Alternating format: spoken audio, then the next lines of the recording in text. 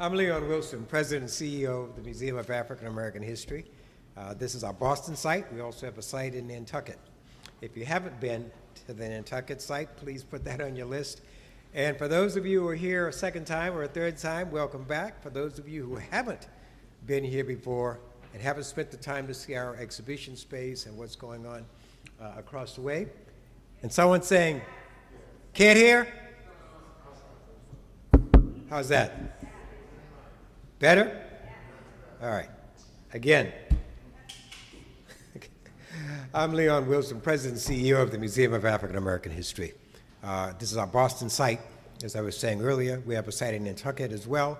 For those of you who are here for the first time, we want you to come and spend some more time here and come back again. And for those who have been here more than twice, keep coming and keep bringing friends with you. It's my honor this evening to welcome all of you and also to welcome Thaddeus Miles and the Black Joy Project for creating and selecting the museum as a place to have this event this evening. Thaddeus, I didn't know you before this evening, but I knew about you. And I was proud of what you've done. I was saying in an earlier conversation that this hallowed site, this podium from which I'm speaking, is just waiting for him, because it's waiting for someone to do the kinds of things that he has done. That's very much attended to what happened at this meeting house and in this sanctuary. It's very much attended to emancipation, freedom, and it's very much attended to a recent documentary we put together that speaks to Juneteenth, the Jubilee, the 13th, but it speaks to joy. And so we thank you for September 12th. We thank you for your community activism. We thank you for all that you've done for this community and this city. And we thank you for bringing tonight's event to the museum.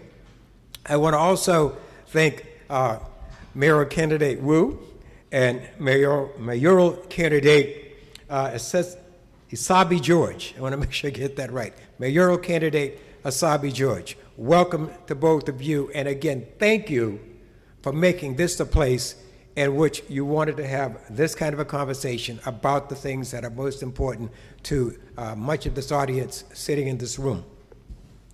I want to thank the moderator, John Barros, someone I've known for a very long time. Thank you and welcome back, John. And also, I want to just go a little bit further and talk about Thaddeus Miles. Thaddeus, we all thank him for September 12th. We all thank him for,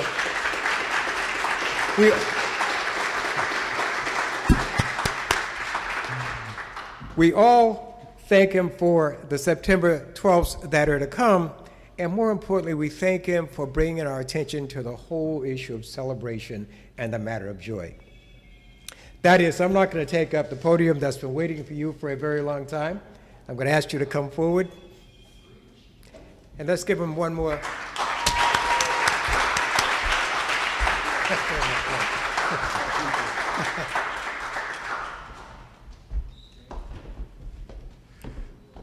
So I'm going to say Black Joy. Black Joy. I see my brother Danny in there, and I just love everything that he's done, and to be able to lift the voice. You know I want to call you up to sing, but I'm going to leave you alone. I'm going to leave you alone tonight because we got something here that's important for us to talk about.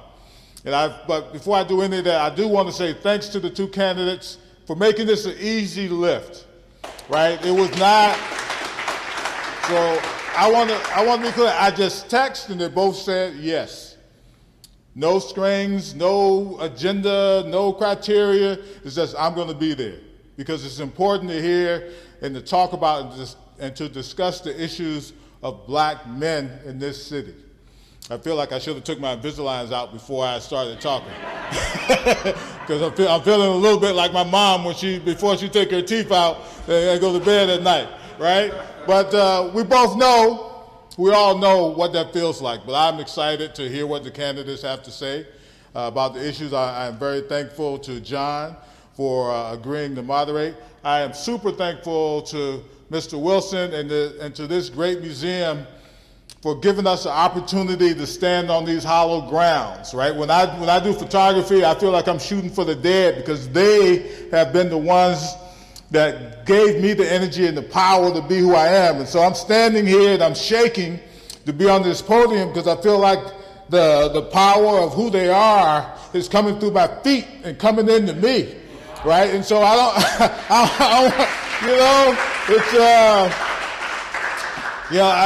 y'all know I'm a crybaby, and I actually feel like I want to cry right now because it's just something about being in this room. It's something about seeing these black men and women in here that's just a powerful thing. And those that are watching and the questions that we're thinking about and the future of which we're going. And like the shirt says, we're turning one day into today. And I just want to say to the candidates, we are setting high expectations, but we are expecting you to dive in to exceed those expectations. And so I want to call up my brother. Let me not say my brother in crime, because too many times we say black men in crime in the same sentence. I want to call out my brother that I love. That's the person that helped me sort of think about this and process this, and then we're going to move right into having real conversation, and that's Brother Conan Harris.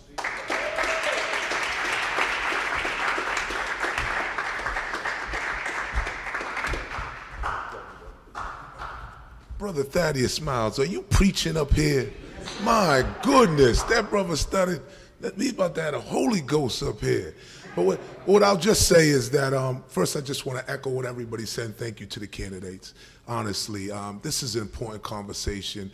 Early on in the campaign, I had the honor of being a part of John Barros' campaign, and we had great conversations with black men all across the city. And the issues that came from those conversations was relevant, they were timely, and they felt like they needed somebody to care about it, especially the person on the 5th floor. So thank you for being here. Thank you for being a part of this conversation. I don't want to hold this up, but I would be forgetting something if I did not recognize a woman that's been a part of pulling this together. I just want to give some love to my colleague, Maureen Azul, who's been huge in pulling this together. Thank you very much for your support. I also want to give a shout out to Newbie Productions back there who decided to make sure that we were able to stream this live. Thank you very much, Newbie. And I also want to thank my brother, John Barros. My brother, you know, it's not easy for somebody to come and play moderator after they put their eyes on running for the seat and did not actually happen, and God did not see it that way. So I just want to give him a big shout out. Thank you for running, and thank you for being here, brother. And last but not least, I'll say, you know, the conversation of black men in this city did not start with us and won't end with us. There's brothers doing great work all across this city every day in small pockets and big pockets. We do not have the monopoly on this conversation. What we do wanted to make sure is that we play our part and we participate, and because this is important. So thank you everybody for coming, and I'll pass it on to John to get this going. Thank you.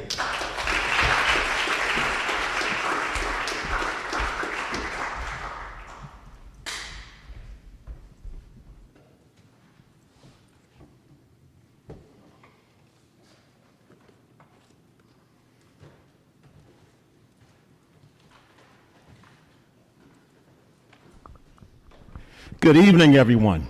Good evening. It's good to be here, and I just want to first thank everybody for being here, but I especially want to thank President Wilson and the museum for making this space available, and for your leadership, The push for freedom is a journey. We're on that journey.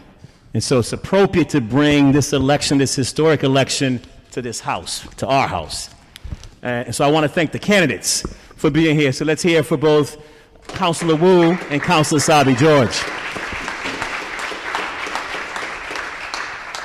And then I want to shout out and give some public love to my brothers, Thaddeus and Conan, just for being brothers and for loving us, for the work that they do. Maureen, for your love, because you know what? This is not just about the black man. This is not just about the black boy. This is actually about the black community. That means our black women and black girls need to get the recognition that they deserve. In fact, many of us, when we started looking at what we needed to do as a community, we looked to black women. And I wanted to sort of say they have done an amazing job, women of color in general, of stepping into politics, into leadership in a way that's inspiring, in a way that we're going to try to emulate, but we always need to be supportive of. But it's important to have a space for black men and black boys to be able to have conversation, and for us to play leadership, for us to step in to our roles and partner with government, be part of government, and make sure, in fact, that we're holding government accountable as in partnership, right? Because we're trying to move to some things that are important. So tonight what we're going to do is we're going to have a two-part forum. First will be a debate style. We'll go for 35 minutes. And in 35 minutes, I will frame and then ask a question. The first respondent will, and we'll go alphabetical order, so Anissa will go first, then Michelle. We'll have a minute and a half each, 90 seconds. T here will raise the minute card at yellow, 90-second card at red. Hey guys, I'm not trying to cut you off at 90, right? Right? Hey. But we are trying to let you know it's 90 seconds, and then just to wrap up. And then we'll give whoever was first a minute to come in and give a response. If there's a response, the next person gets 30 seconds. Once again, this is about being able to distinguish between the two of you, your positions and your policy. We will then move from those conversations to more rapid fire, 30 seconds, with no rebuttal, nothing, because we had a slew of questions that people submitted, and we want to get to those questions, right? And so I'm going to throw as many of those questions out as possible and try to get us out of here on time. And then after this, we will bring Thaddeus back up to close us out. I just want to first publicly say I was honored to be part of this historic race. Publicly, I want to say congratulations to the two women that came into the final. There is no ego. My brother Conan knows that, which is why I've got no problem being here. I will continue to be part of the Boston civic space. We'll continue to be part of the community. This is not about me. This is about us. So I just wanted to say I'm super excited. We're going to have a woman as mayor. Let's give it for our candidates before they start.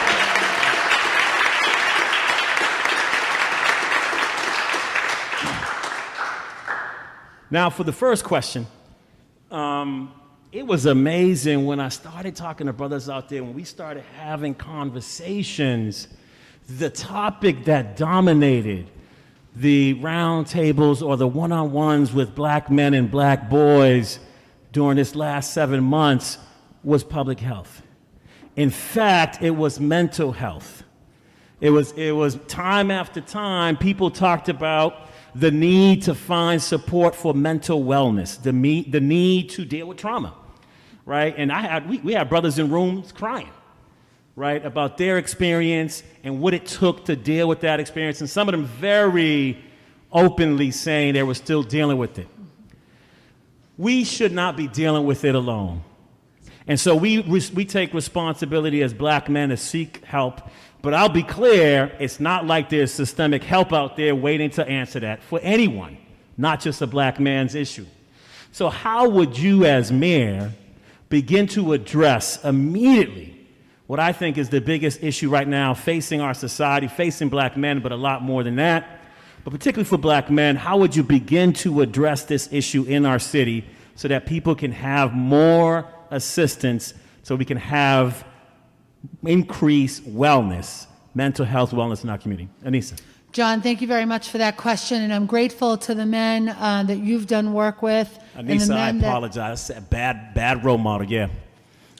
Thank you. Thank you. So I'm grateful that you've started tonight's discussion, debate, forum, conversation as a continuation of the conversation you've had with other black men in particular, and that first topic is mental health. When we think about the crisis that we are facing as a city, when we think about the crisis we are facing as a society, it's that we are not comfortable talking about mental health out loud.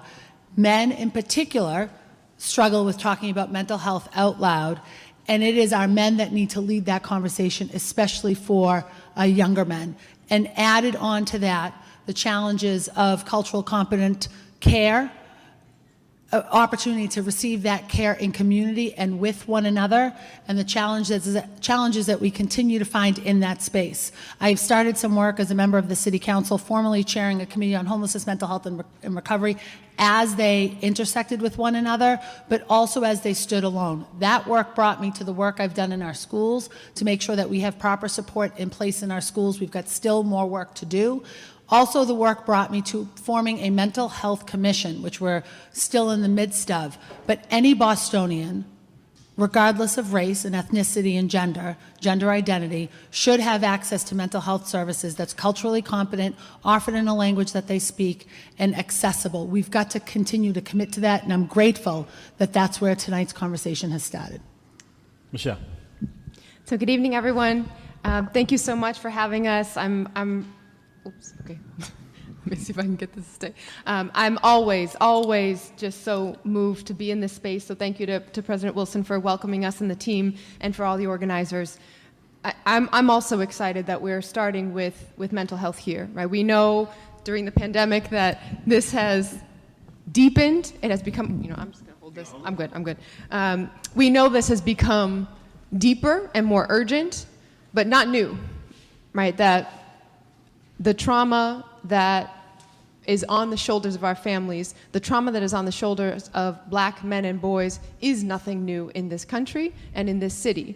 And so I've experienced a piece that is similar in my mom's mental health journey, and as a daughter with a caregiver of someone who has been in and out of healthcare system, not getting the care that's needed, not with the providers who look like us and speak the language. And so we need to make sure that we're creating space everywhere the city touches people's lives. I've been so grateful that I've been able to sit in those circles with BAM, Becoming a Man, to see, and where I've been crying in those rooms, seeing the transformational power of young men, Black men coming together to support each other, to create that space, to get rid of the stigma and the structures and boxes that society puts us in. We need resources, but just for them to exist is not enough if we're not getting rid of the stigma and not recognizing the ways in which we are more than our traumas. We are joy. We are all of our shared humanity, and to center that conversation with Black men and boys. Anissa, like to respond? Yeah, just to continue to add to that, and the very important work that we need to do in that space, for sure, making sure that we have services available that are culturally competent and utilize the languages that are spoken within our communities, and that they are easy to access, that they are in places, in addition to community health centers, in addition to healthcare providers, that they're also present in community, in non-expectant places. Programs like Michelle mentions BAM, which does tremendous work within our school system with young men. We need to make sure that young men who have now graduated from our school system or left our school system have opportunities to engage. And I think it has to happen in the ways that you've created it in many ways. Naturally occurring, although with some pressure, within community circles, whether it's in someone's living room or in a bar room or in the back of a restaurant. It has to happen in non-traditional places if it's going to be real. And I think that speaks to the opportunity to remove some of that stigma. When men can cry together about the trauma they've experienced, either for generations or for a short period of time or in a moment, you've got to face it together. We've got to create systems and opportunities for it to happen more easily. Michelle. 30 seconds. The last part I wanted to add is that we can't have a conversation about mental health and stigma without naming racism as a public health crisis, right? That the experience, particularly of Black men and boys in this city, is very much bound up in the ways that over generations, our policies, our outcomes, our disparate impacts have shut doors. And so that's why I am so grateful for Thaddeus and all the work that he's been doing to make sure we are elevating beyond just putting people in boxes around trauma, that Black men in our community are artists, educators, entrepreneurs, representatives, and candidates for office, and that the full picture of what we're talking about needs to attack racism as a public health crisis so that we can elevate the conversation about all of us. Thank you. So actually, one thing I did not make clear, but should make clear to the audience here and the audience online, is I'm not sure I said this, but if I said, I'll repeat it.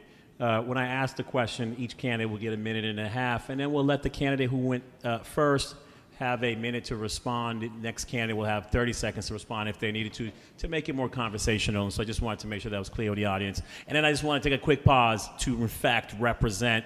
I really apologize to, just call out the fact that our representative is here, Russell Holmes, black man in the State House.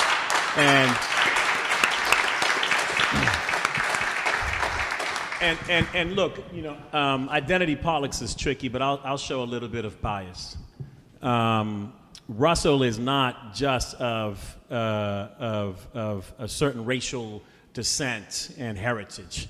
The brother's there doing the work to help support the black community and black men in Boston. So I just want to give him another round of applause for the work that he does.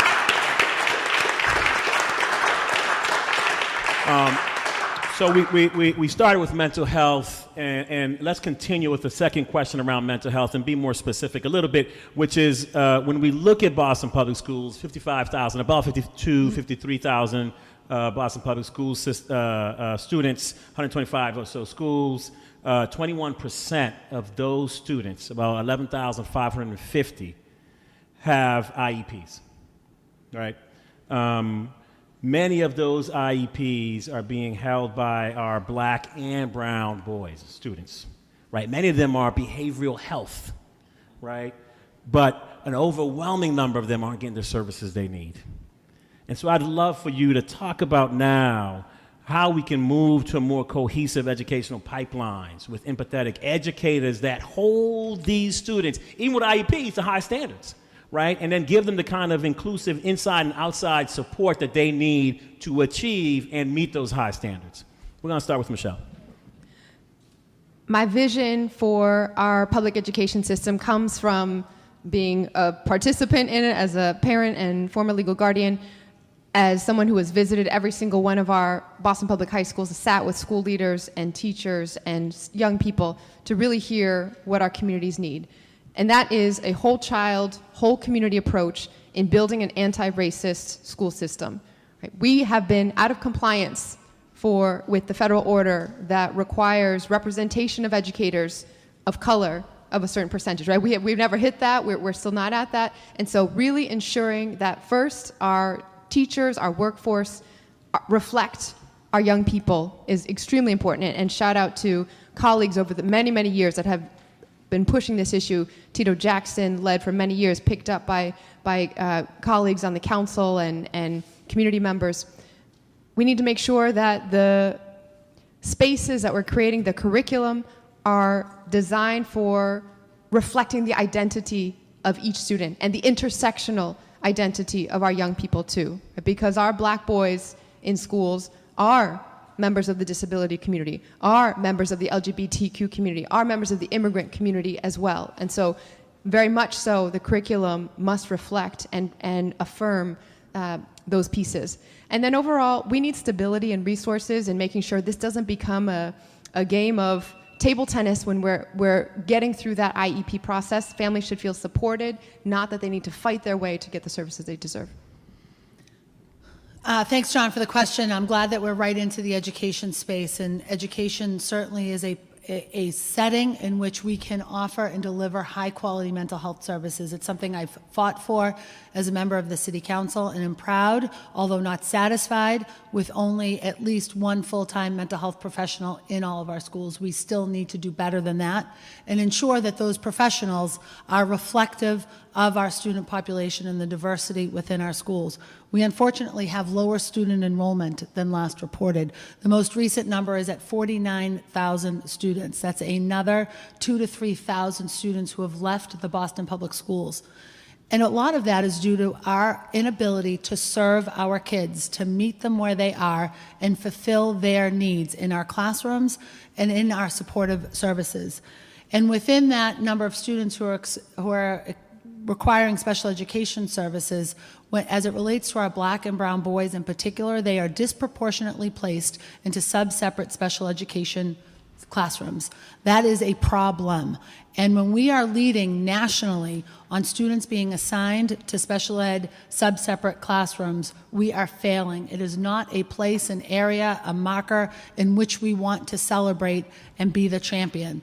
We have to do better in making sure that we are meeting kids with their needs, responding to their needs early on. It's why I've advocated for curriculum focused on literacy and early literacy in those beginning years to meet kids where they are, to identify those early disabilities, and not create the system in which families have to fight up the chain to get services for their kids. Michelle.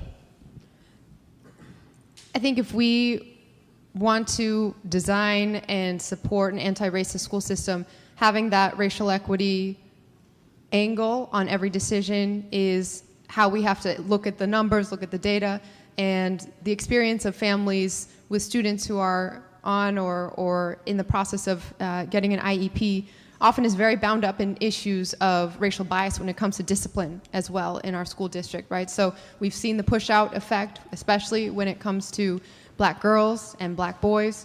And so as we are thinking about the data that we are tracking, it is all interconnected in how the policies should match where our students are experiencing racial bias. Again, having a teacher core that reflects the diversity of our students. And also, I'm so excited that Mayor Janey has moved forward with a children's cabinet so that we're really wrapping around all services city government offers through the Boston Public Schools. Anissa, 30. And the only thing I'd say is missing from tonight's conversation on this piece in particular is our ability to engage and empower families. The parents and guardians and caregivers of children who are receiving special education services or on the path to receive either that IEP or 504 that we are working in partnership with to empower those families and to make sure that they have a full seat at the table. Too often, those conversations and that work is isolating for families that don't maybe have the background knowledge or the information, or perhaps dealing with their own experiences in a school system and maybe even the Boston Public Schools. Rapid fire, 30 seconds each of you. Name one thing. Because we've demonstrated such an ability to stay on time. Oh, no, you guys are fine. You guys are fine. T good she stuff. doesn't take any hostages. So rapid fire, real quick, in 30 seconds. Name one thing that you have done or have attempted to help recruit more Black teachers for BPS, as we talk about that being something. And then the other thing, name one thing that you've done to, in fact, help Black families with stability. I'll start. I think it's my turn to start first. That work has come through some of our hearings at the City Council, specific to teacher diversity, specific to male teacher diversity and Black men in our classrooms and in leadership positions. We often promote male teachers and male teachers of color out of the classroom into administrative roles, and then we don't support them. We have to do better. And then on the family piece, I would say, very specifically, my work around ending family homelessness as it relates to our young people in our schools. Family homelessness disproportionately impacts families of color and specifically Black families in this city. Michelle. I have advocated for specific individuals when I hear of open positions within administration or within the school level, but I will say this is an area where I need to hold myself accountable, that as a city councilor, I should have done more on this front. And then when it comes to families and stability, through the school, through my role as a city councilor, have been pushing for more resources and for conversations, have been on the ground, visiting with school communities and in organizations that are supporting our schools. But also in my personal capacity, much of my time has been spent in organizations around serving on the boards of organizations that focus on, for example, homelessness or being able to provide wraparound supports through BPS from the outside. Thank you very much. So we're going to keep it in schools. 75% of our schools are made up of Black and Latino students. We know when we look at Tier 1 seats, so Tier 1 seats are the highest quality seats in BPS per a state matrix. When we look at Tier 1 seats, research shows that Black students had the fewest Tier 1 seats available for them, with 20% less than any other student, with white students having 20% more than any other students on average in the city of Boston. What will you do to improve the quality seats available to black students in general? My turn, yeah? Yep. We need to have equity in every part of the district, and so I've supported efforts when it comes to our exam schools for the enrollment process, but the underlying issue here is that if we cannot be comfortable with the idea that there's only a limited number of quality seats, that we have to figure out a better way to divvy up among our families. Every single seat in the Boston Public Schools needs to be one that we are proud of, and that starts with the very, very beginning. And so my school's plan focuses on closing the gap for early education and care, on wraparound supports through a children's cabinet and a whole child approach, on ensuring that we are investing in the facilities, because the correlation of the schools that have the fewest resources and where enrollment is going down are also the buildings where we see unacceptable conditions. And then last but not least, vocational education and making sure that we are wrapping around school to career pipelines for each one of our high schools, so that at the high school level, we will have quality seats across the district. She's all right. I'll give it back to you. It's okay, she gave it back to us. Anissa, we're being Yeah, generous. the answer to the Tier 1 problem is making sure that every school is Tier 1 and working to invest very quickly in schools that are not Tier 1. Every seat, every school, every seat, every classroom, every school community should be at the highest level of quality and for experience for our kids. And that's around a rigorous academic curriculum, that's also around athletic programming, that's also around enriching activities, both during school and after school for our young people, making sure that we are providing our children with the things that they need, and making sure that as we look to spend our $1.3 billion budget, that every one of those dollars, as much as possible, we're squeezing out of it. And something I want to know from the school district as mayor is, what is the percentage of each dollar that is going to student-facing services, and squeeze every penny in student-facing services. So it's a full-time nurse in every school, which I've fought for. It's a full-time social worker in every school that I've fought for. It is making sure that we do have diverse teaching staff, diverse educators in our school buildings to work with, to connect to, and to have shared experiences with our students across all grade levels. It's making sure that our grade configurations make sense, that special ed makes sense, that we are fixing the problem with our sub-separate special ed classrooms, that high schools are redesigned in a way that makes sense to help our students achieve, and then back to that early literacy, which I mentioned before. If we get that early literacy right, we do well by our kids for the rest of their lifetime. Let me just, I know we're going to go Michelle real quickly, then Anissa. Only 5.9% of black boys are in advanced work classes. And we know the success of advanced work classes tracking. What are you going to do? This is a matter of resources and equity in the allocation of resources, right? So it's not like how can we move it around a little bit. We need more resources overall, and we need to be very clear that every school deserves a foundational budget that includes all of that, right? We shouldn't only have pathways at certain schools. We shouldn't have certain schools able to raise $200,000 a year from the surrounding businesses and other schools trying to scrap to pay for basic supplies like paper and pens. So I want to make sure that every way resources are going to schools, whether that is directly through the school budgets, through state and federal funding, or through outside fundraising, that we have an eye towards equity and making sure we're lifting the foundational budgets for each and every one of those schools. One of the things I will do around advanced work, around advanced placement, and around advanced efforts in our schools is to invest in it. We, as a city and as a school district, have walked away from those investments. And I have disputed it. I've argued against it. We need to be investing in those opportunities for all of our kids in all of our districts. We use the excuse that EFA, Excellence for All, which should be our baseline, Excellence for All, was a replacement for advanced work.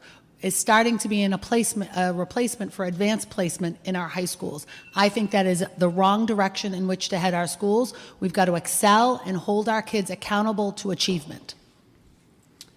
Thank you. We're going to quickly move to the pipeline to prison from schools. So in transition to criminal justice, criminalization of black and brown students in general is serious, and the data shows it, right?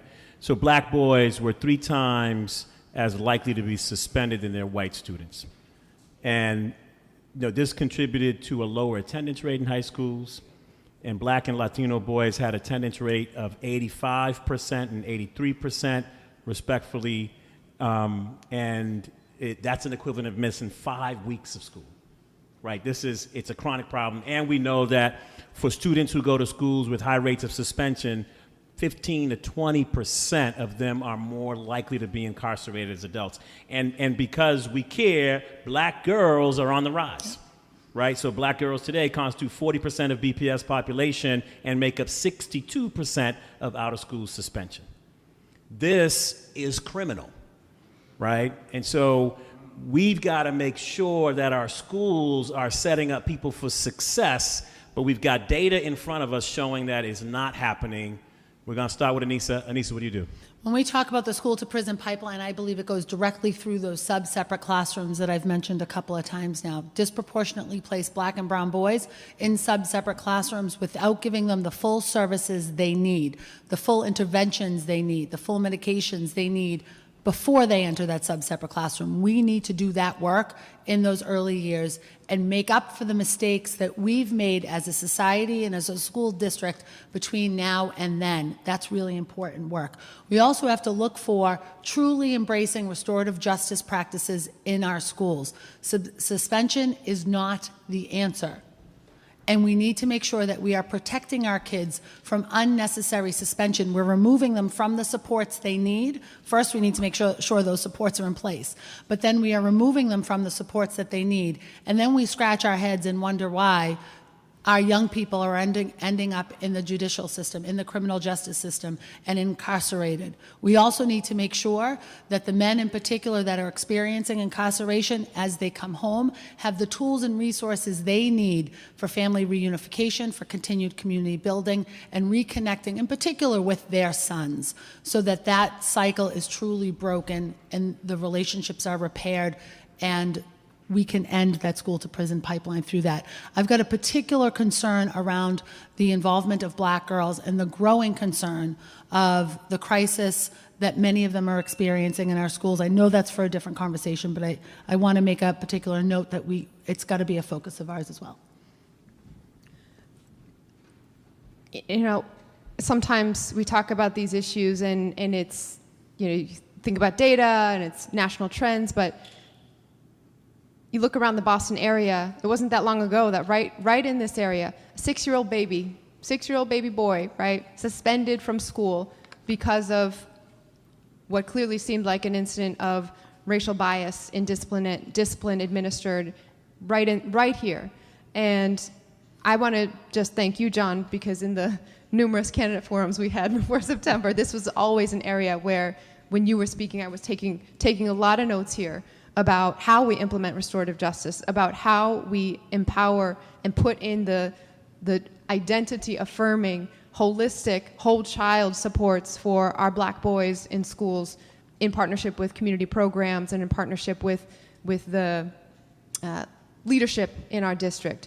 Restorative justice means rethinking not just what happens after an incident and how we address that, but having the facilities to do so, infusing the culture in the schools, removing school police from schools, ensuring that the ways in which we are right now tracking black men and our young black and brown boys through the gang database is dismantled, because that is reinforcing the school-to-prison pipeline.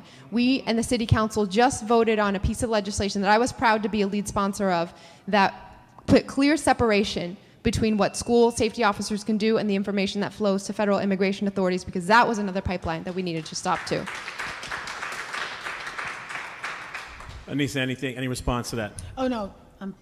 So let's move quickly to, I'm looking at time. You're going to have to help me because we started a little later, right? So you stop me when I need to go to the rapid fire. I should go to rapid fire. All right. So I sensed we were moving along on that clock. I know. I'm trying to squeeze it in here. I'm gonna squeeze it in here. because I don't think this is a rapid-fire question. The criminal justice system, let's continue there, but move out of school. We all saw the horrific murder of George Floyd. And when I say it, it still sends chills down my body. Wasn't the first time, wasn't the last time. This is all part of how people see black men as dangerous, right? And so we all know what we do in order to not look so intimidating, or in order to be safe, right? And to, and so both in posture, in, my brother Conan's got to go real small. Yeah, right. You can't do it, right? And so the fear of black men is real, right? I need you guys to give me 2 very specific things that we're going to do about police and enforcement that is going to make me and the other black men and boys not necessarily just feel safe about us, but our children, right, who are out there, because they don't know how to shrink. They don't know how to shrink yet. Pants are still sagging, right? So for all of us here and our black boys, how are we going to make the city better by changing something, adding something, doing something different with law enforcement? Michelle first. So before I get to the 2 things, I just want to make a note as I can't hear George Floyd's name without thinking about him calling out for his mama, right? And as a mom of 2 Asian boys in a world with a white supremacy frame, there are conversations that I have and am going to have in my household too, that are different but on the same path. And so for me, this is not theoretical. What I have seen in the ways in which my family has had to interact with law enforcement, particularly around mental illness and trauma. The 2 things that I want to push right away are, 1, making sure we have a separate response to mental health incidents, a public health-led response, not co-response. And I know there's been advocacy about increasing the number of mental health clinicians that ride along, but we need a separate response without armed law enforcement responding to crisis calls that are coming in where that introduces more risk. Number 2 is making sure that when there are incidents, we need full accountability for our police force. The new OPAT office and the various subcomponents of it that our police reform task force recommended needs to be fully funded, needs to be fully independent and empowered to look at some of the incidents that have already happened, that have been in the news recently, that we have not addressed, right? A 10-day suspension for threatening to run over our residents is not acceptable. And that should go straight in and make sure that when it does rise to the attention of the public, no excuses. Anissa. So we've got certainly more than 2 things that we need to do to make sure that we're responding to the racism that exists every single day in our policing system. With the reforms that have been recommended by the BPD task force, those need to be implemented starting day 1, and they will be implemented starting day 1 of my administration. That's greater transparency, greater accountability, greater diversity within our police force. Our police department should be a reflection of the city in which it serves. And our specialized units should also be a reflection of the city it serves. We have a tremendous amount of work to do in that space, and we've got to get to it. We cannot waste any more time, and there's been a great deal of delay since those recommendations came forward last year, both under the Walsh administration and under the interim administration. We cannot move quick enough to realize that task force's work and the recommendations that they've put forward, and also empowering them as a group to continue in this engagement and this advisory role that they've played to two administrations, and the advisory role they will continue to play to my administration. We've got a great deal of work to do in that space, and we have to do it. It's also about improving vastly the training that new recruits receive at the academy at the Boston Police Department. It's also about making sure that we are doing appropriate and thorough and real continued education and training for our current police officers. Right now, a lot of that is just some paperwork, a policy doc, a quick refresher. We need to make sure that that training is real. And then to build on some of the work I've done as a member of the City Council, embedding crisis intervention training here in the city. We generally send people out for that training. We now, because of my work on the City Council, have that happening here in the city. We've got to expand that. We've got to make that open to more individuals, not just police officers and clinicians, but city workers who are public-facing, who are engaging with the public, need to have those opportunities to also be trained. Michelle, response. Yeah, I'll just add that, a lot of what we're talking about now, we've talked about year after year after year, campaign after campaign after campaign. And to get down, to cut to the chase of it, the reason why we still end up seeing officers shielded from accountability, we still end up seeing the same structures, using up the same dollars away from community stabilization to overtime and everything like that, is the police union contract. Right, the document that has the rules for how much we pay to whom and who gets disciplined for what. And so the next mayor is going to have to immediately choose a new police commissioner, which we all talk about. But getting that contract done is important. I'm the only candidate that's put out a plan on how to make that happen. Anissa? The only one piece I'd add to that is that selection of the new police commissioner. That will not happen on day one of my administration. What will happen day one is an active community process that engages our city's residents, that engages community-based organizations, in a public-facing discussion on who that next commissioner should be. I think it's important when we think about leadership of the Boston Police Department that that is done with public engagement. Thank you very much. We're going to quickly move to rapid fire. I know I'm over time here, but I ask you guys to stay with me as we get some rapid fire questions. The rapid fire questions are coming from questions that were submitted by the public online. So I'm going to try to get through as many of them as possible before getting yanked off of the mic. There are some amazing organizations in our community doing amazing work. Don't always feel supported by government. I want to call out the brothers here who are MBK 617 in the house. MBK, if y'all could just raise up and just shout out, let's give a hand for MBK and the work that they're doing with our young brothers in the neighborhood. But there are so many more organizations doing amazing work. What are you going to do to help support some of the private community centers and private organizations and programs that are out there? Well, first we got to bring them together and understand truly what they need, but we have to do that quickly because our young people, especially in our community members that depend on the work that you're doing, need to get your services. We as a city shouldn't recreate the wheel, and the services that are happening in community and are happening well, we should be playing a supporting role. And most of that support should come in cash form. Thank you. Michelle? Yeah, and these are rapid fire, right? Rapid fire, 30 seconds. Notice how I spoke fast. Go. This is the perfect starting point with our commission on black men and boys. Right? This should be the arm that we are putting money into, staffing up so that we are connected to community all the way. So let's make sure, and yes, of course, the people clapping loudest in the room are the ones who drove this and made it happen. Thank you, Ron Bell, and thank you so many others. This is a place where we need to have a fully public engagement process, choosing the leadership of this commission, ensuring that we're funding it the right way, and then continuing these relationships as a permanent structure with City Hall. All right, so I'm going to remove the question on the commission then, because that was a question. Anissa, you might want to sneak that in. The other question is LGBTQ support. All right, so Boston is the only city that's got a liaison. And I love our liaison, no beef. Thank you, our liaison. Let's hear it for our liaison here. But the LGBTQ communities in other cities have commissions, have affairs, have departments, have budgets. What are we going to do to make sure that there's some heft behind my brother right here as he does his work? Yep, we need an office. We need to make sure this is an office that is intersectional in how it is able to connect all the resources across every city department. So look forward to digging in and making that happen.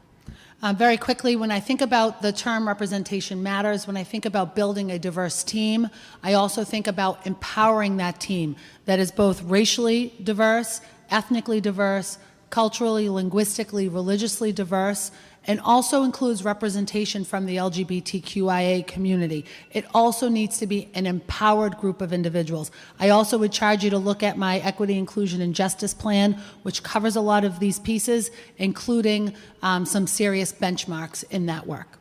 Thank you very much. And then there is a bill at the State House today looking to increase liquor licenses and make them directly available to neighborhoods. This question is about liquor licenses and making them affordable. What are you going to do as mayor to make sure that that happens in our neighborhoods, and particularly black businesses, black establishments have a shot at getting some of these liquor licenses? So first, advocating for those licenses with the full weight and power of the mayor's office, but also making sure that we're investing in those small business opportunities. I've rolled out two pieces, a $100 million commitment to the black community specifically, and an additional $50 million commitment to small business supports, as well as some of the ARPA funnies. We need to make sure that we are putting our money where our mouth is. If we believe in the power of the black economy, if we believe in the strength of the black entrepreneur, if we believe in the black community, we have to invest in it. Michelle. I just recently got to sit and just absorb with the Black Hospitality Coalition in Boston about how right now, 8 liquor licenses in all of Boston, among our more than 1,000, 8 of those liquor licenses are connected to black-owned restaurants in Boston, total. And we need to make sure that that number is doubled, tripled, and we can get that done. It's not just a matter of licenses, though, and getting the legal authority to have them, which of course I'm going to fight hard for, but the build out of new spaces, the financing connected to that, the supports, and get all the vacancies across Boston right now. Let's make sure we're filling them with black entrepreneurs, not just in Dorchester, Roxbury, Mattapan, where we do need sit-down restaurants and all that. Newberry Street, the Seaport. Let's get everyone in there and make sure our city's represented all across our neighborhoods. Thank you. So our final question is, we heard representation matters. What are you going to do to continue to engage black and brown men and boys in the city of Boston? How are you going to make sure that their voices are incorporated in how you lead every day? So let's make sure that, okay, this is a promise, a pledge, a commitment. This isn't going to be the last time that we will be here in this space or in conversation. I want to make sure that right away, in the first 100 days, the Commission on Black Men and Boys is empowered to do the work, connected to community, and that commission will be the point of accountability so that we will continue to be in conversation and community. Let's set up the metrics through that commission, the goals. State Rep has been with us all day, and now I'm just channeling him from our earlier forum. Let's make sure that we are all on the same page and knowing and holding ourselves accountable. And before I just want to, one last thing is, I see candidate David Halbert in the room too, so thank you, Dave, for being with us. In addition to the work of the Black Men and Boys Commission, I've committed this $100 million to the black community, and through that dispersion of that, dispersing those funds, it's been a long day, we need to make sure that we have an active and engaged community process that includes residents, faith-based leaders, community-based organizations in that work and getting those dollars out the door quickly. I've also committed to an Office of Black Bostonians so that they can, as an office, oversee my commitments to the people of Boston, that we are fulfilling those promises. Without the people and the money, it is just simply a saying. So thank you very much. But I've been asked one more question, and you know, and everybody's got to know where this is coming from. How are you finding your joy through this campaign? What are you doing? What a fantastic question. Great question. I'm going to find my joy winning on Tuesday, November 2nd. Between now and then, it's maybe a half a glass of wine before I go to bed. It's catching a few minutes of one of the kids' games, whether we're in hockey and football season. Actually, I found my greatest joy yesterday in rolling out my City Kids Win initiative with Willie McGinnis, from a former Patriots player. It's a hashtag I've used for a really long time, and am finally embracing its full opportunity. When we invest in our kids, when we invest in those opportunities, athletics meant a lot to me, it means a lot to my children, it meant a lot to the kids that I taught and coached. When we make those things real, that gives me great joy. Thanks for the question. So for me, there's a lot of ice cream, a little piano as well. But it's just every day, I feel so humbled. We get to be on the trail and hear the deepest dreams of our residents, how ready people are to see Boston take on things a little faster, a little more boldly, and I'm excited. That makes me joyful every day. All right. So look, let's hear it for our two candidates. They did a good job, and we really appreciate you guys being here with us today. You can take a seat as we close this out. I'm going to call Thaddeus to join us up here and place him in his rightful position at the podium.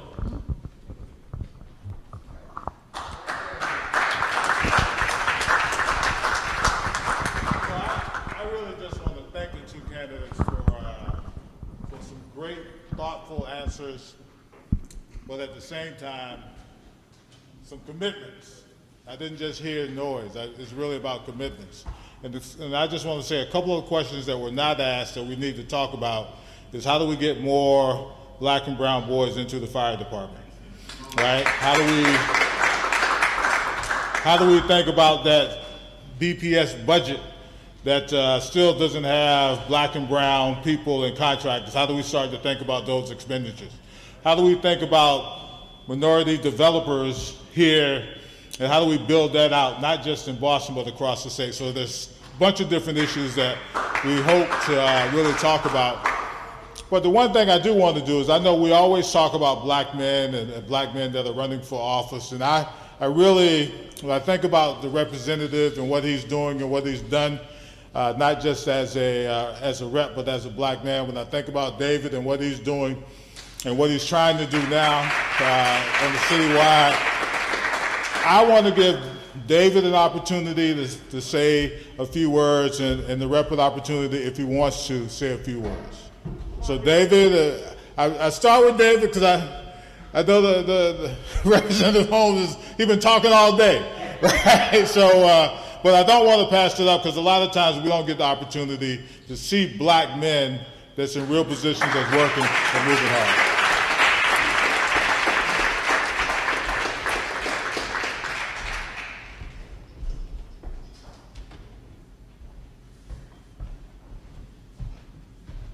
Well, good evening, everyone. My mom will be happy to see me up here like I'm in a pulpit, so that's okay, but we're going to leave that alone. No, but in all seriousness, first I just want to say thank you so much to Thaddeus and John, to Conan, and everyone else for bringing us together for this important conversation. You know, there are far too many times where people who are in this room have felt that they've walked the streets of this city and been completely invisible, completely unseen. Whether we're talking about how we make our way in the jobs that we have, whether we're talking about ourselves sitting in the classroom and being looked past because we couldn't possibly have the right answer to that question, whether we're talking about those officers coming by and slowing down and looking at us because we look like we might fit a description. We know what that means, and that is why representation is so important. That's why representation is so powerful. So I want to lift up John for all that he did on the campaign trail throughout this.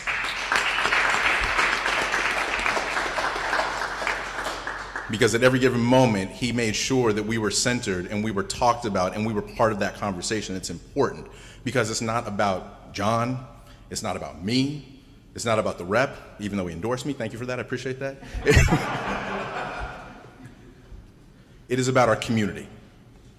It is about honoring the sacrifice that so many people have made, the blood, the sweat, the tears, the deaths that so many people have endured so that folks like us could stand in places like this and have conversations like this, and more importantly, make the progress, those specifics that Thaddeus was talking about, that are going to come back to our community, that are going to redound to the benefit not just of us, but of our children, and making sure that the Boston that they inherit is a better Boston than the one that we stand in right now.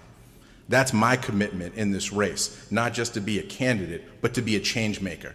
And I can only do that with partnership. So thank you to each and every one of you. I know you were out, I know you were talking in every corner and every room that you're in about why it is so important that we have our votes out there, that we have our voices seen at the ballot box, and more importantly, that you hold everyone, whether they look like you or not, whether they share your story or not, you hold each and every one of us who seek to be in public office, who seek to be in public leadership, to account.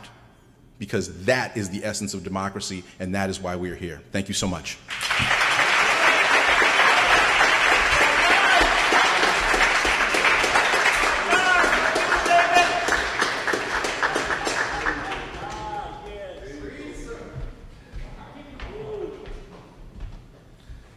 Good day, everyone. I'm Russell Holmes, as mentioned, and I want to just begin by just saying thank you to my colleagues. I said to them earlier today, the one commitment I have is whoever, or the ask I have is whomever wins this race, that you stay committed to the unity that comes in the Boston elected of color. We get together very often, and it will be very nice to have the mayor meeting with us bi-weekly, and so that's still my one request to the two of you. I want to just thank you, John, Thaddeus, Conan, the entire team, for giving me just a moment. And when I think about this day, as Michelle and Anissa have mentioned, we spent hours with each other just during the day on the other forum that I have. And the one thing that has stood out to me when I was thinking about John, the conversation, was that when we met with the black men, Tim Dill, who was a young man who I had met with very often at the AACC, which is the African American Coalition at the MCI Norfolk.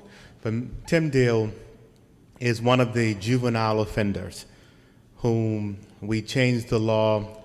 Actually, we didn't change the law, but the SJC has now decided that if you were convicted before 18, that you will now have the opportunity to be able to be paroled. And the legislation, or the SJC ruling, was Tim Dill's ruling. And when you and I met for the black men, when you asked me to come, Tim was there with us. And I think about the thing that we need most in this, when it comes to this conversation, I believe, is around all of our returning citizens. So when I think about what we started in the neighborhood of about 11,500 people, and men and women in prison, just 8 years ago. We're now right around 6,000.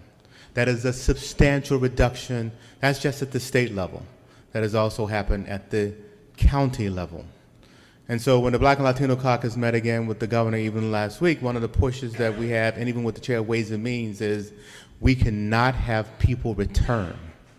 We need to give every resource we can. And the question, or the thing that I would never question another candidate, because we have to do this together, but the thing that I would think about most and ask you to think about is, let us move from out of where we have our returners and citizens are today. They're obviously in a place that I don't think there are any black people live essentially in that area of the city. We need to move that to a place that is much more located, where we can get to those resources, because we have to be centered around them. And having them go over to South Boston, I don't think is the right place. And I hear the one thing I keep hearing is, well, we have them go there because of the fact that we don't want the gang violence if they're in the neighborhood. But just that disconnect, you think about what the seaport looks like and how we talk about how far that feels geographically to people in Mattapan, Dorchester, Roxbury. That center needs to move to where we can get those resources. And so that was the thing that I thought about most when I was thinking about your questioning today, is that let us not forget returning citizens. I say to them, I go to the prison often simply because of the fact that they need to know we care. It's just like a nurse is going to pay attention to the people who visit, whose family visits them. That is why I visit them monthly. That's why I teach my financial literacy class twice a week with them, because everyone needs to know we care about them, we love them. I go into MCI Norfolk, and Conan will tell you, I tell them I love them, and the reason we struggle in our community is because they're not here. They're not here because we have had just decades of folks being ripped out of our community because of the war on crimes. And so that is the piece around black men that I would just want to just lift up, no more than just to say, continue to work and fight with me. And thank you all for giving me just a moment. Thank you, John.